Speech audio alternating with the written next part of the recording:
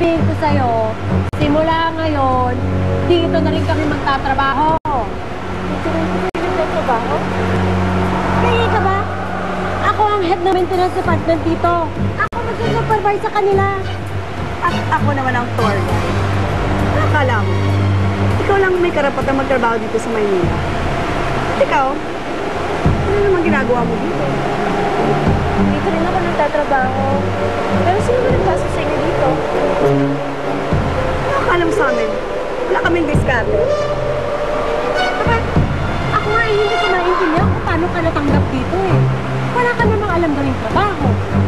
Mas lalo namang wala kang alam gawin dito sa Maynila. Kung ako kasi sa'yo, hindi na lang ako umalis dun sa isla. Hindi mo sana dapat iniwanan na nanay mo. Si inay? Naku. Wala kami pakialam sa nanay mo, no? Ayaw na malis na ng probinsya. Malay ba namin kung saan na napadpad yun? Huh? Ano? Wala ka ng pamilyang mababalikan doon? Kung sa bagay, abay, ang sama ng loob ng nanay mo sa'yo. Naku, sigurado ako hindi ka na mapapatawad nun. Kung mabuti pa, huwag ka na magpakita sa nanay mo.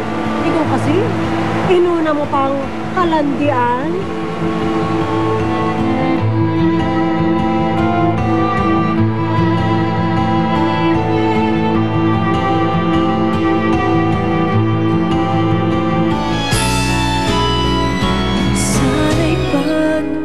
Maglalakad ngayon na nakabad yung babaeng yan. Tignan ko lang kung makalabas pa ng banyo yung babaeng yan ngayon. Baka pwede naman ho akong makihingi ng makakain. Nawala na tuloy ako ng gana. Ayan, kainin mo. Kahit anong gawin ko, hindi nagkakasira si Eden at Sig.